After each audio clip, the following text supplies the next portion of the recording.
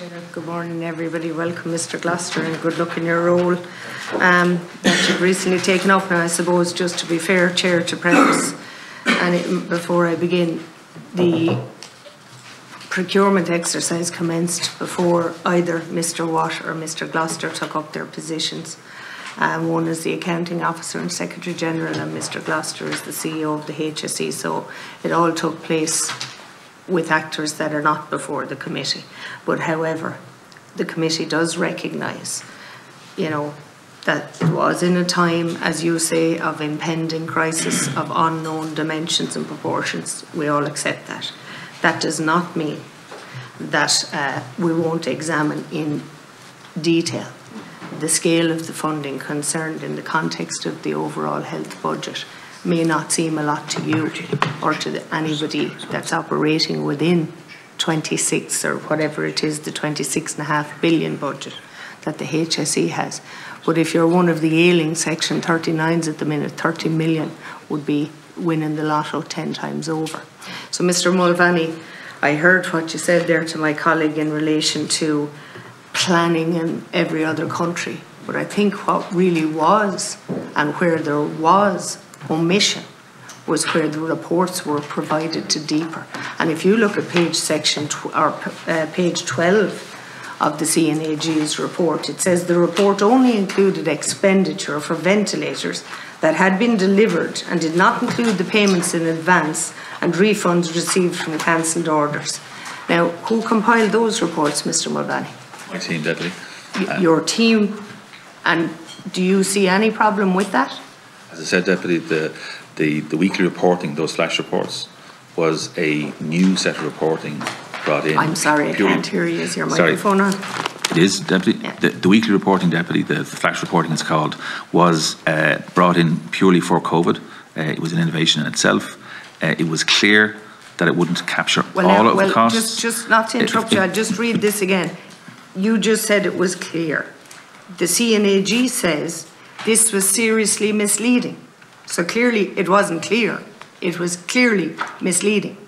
So, Deputy, the CNAG obviously has put his report together, and I entirely respect that. But you're asking me a question.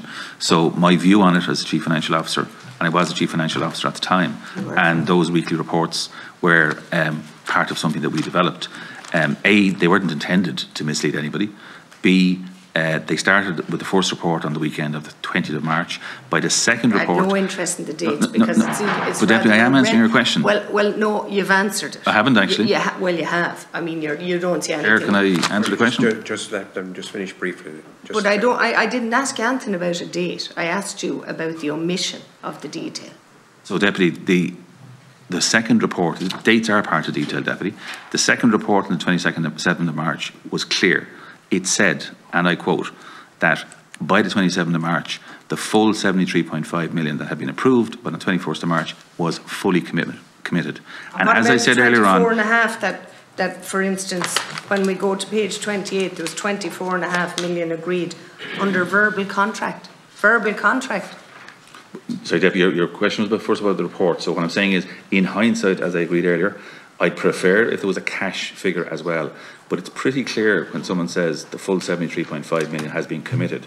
So I don't know, and I certainly never heard from colleagues in health or in DEPR that they felt misled. Well, would you agree or disagree with what the CNAG had to say then? It wasn't misleading, is that what you're saying? We've accepted the CNA's overall report and its recommendations. Pardon? We've accepted the overall recommendations in the CNA's. Which means you would agree, that's fine, so it was misleading. Just to move on then to deeper on that same question, I'm not sure who's here today in response to this, but how did deeper deal, it's yourselves here, how did you deal with the fact that you didn't get the full information in order to make an informed decision?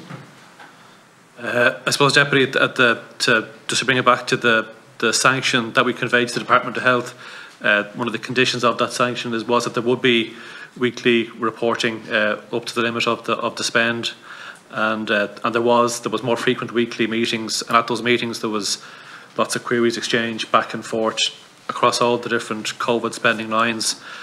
But yeah, there would be, the purpose of those engagements was to get to the bottom of, or to track where the COVID spend was being incurred.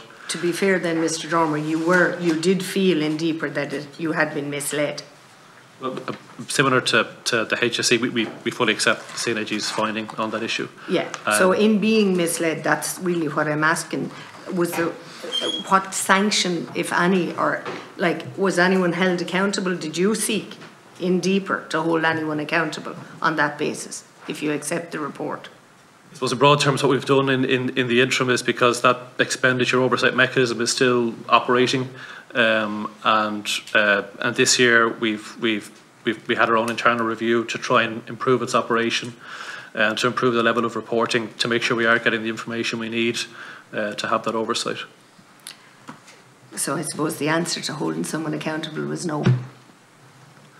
You haven't sought in any shape or form as to who was accountable for misleading within filing a report to deeper. That completely misled you. I suppose I just go back to the general point. We still have those oversight mechanisms, and we're still operating them, and the purpose of those is to get into the detail of all spending, including COVID.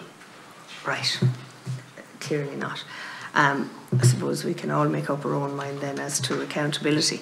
So just when we go back, if I go to page 27 of the report, and there was back to this, Mr. Mulvaney, there was 24.5 million advanced to 3 suppliers on the basis of a verbal contract.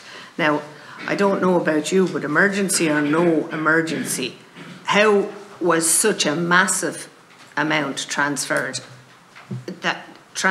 and authorised by the HSE without a written contract? It all comes back, Deputy, to the same point around uncertainty and managing risk. And we can look back now and disagree with the judgments were made, and you're quite entitled to do that, but they were the decisions that had to be made at the time. We were clear, our CEO was clear at the time, we wouldn't get every decision right. The issue was not a real fear that we wouldn't have sufficient ventilators to be able to provide care to people. And as I said, my preference would be to be sitting here arguing over why we're down to the last 22 million we haven't been able to yet secure, than here having a discussion about why people died because we didn't have enough ventilators. That was the very realistic we faced. Well, the reality is, Mr. Mulvaney, the ventilators that you procured were worthless to us. So it didn't, like, people didn't die because you didn't procure them. You procured ventilators that were of no consequence. None. No, I'm wrong. Sorry, they are. To be fair, they're consequentially in use in India. We were lucky to be able to do something for somebody after wasting 80 million. I agree with you there. But the fact is that the ventilators you purchased have no bearing on the statement that you're making, because we couldn't use them. So the question I asked for the record, Deputy, the 80 million, I'm not finished. We're down to 30 million. We're down. 7 of it, no, sorry, Deputy, facts are important. 7 of it are those ventilators in India, which are very much used to that jurisdiction. The other 22 million we have yet to get value for. I'm not saying we'll get value for all of it, but we are pursuing it in the legal system. How much is it costing us to store the 100 that we have left over per annum? €5 plus VAT per week per ventilator. How much is that? Over 3 years, it's about 75,000. 75,000, right. You expect to recover that? Deputy, the reason we're holding them is because we're pursuing 22 million. You needn't run down the clock on me. So I think you'll agree the storage and legal costs are worth it. I don't agree with any of it, Mr. Mulvaney. Okay. Regardless of emergency, I operated a business throughout the emergency and I didn't make any mistakes like this. And it's probably because I was working for myself, looking after my own money. I wasn't looking after yours or the public purse, which is what is. And I already at the outset said it was important of which the context we'd consider. You weren't looking after patients, Deputy? Neither were you looking after patients. Sorry, the health service was, Deputy. You were in the procurement role as financial officer. Those who were looking after the patients were under extreme pressure because of the ventilators you ordered. Unless... Sorry, again, that's not a fact. Well... There was nobody put under pressure in the service due to ventilators that we ordered. So not at all a fact. In that case, did we even need the ventilators you ordered? Again, Deputy, as I've made clear, the issue of how many ventilators was actually needed didn't become clear until the 15th of April. The real issue is, Mr. Mulvaney, unless a mistake is recognised as a mistake, it doesn't change.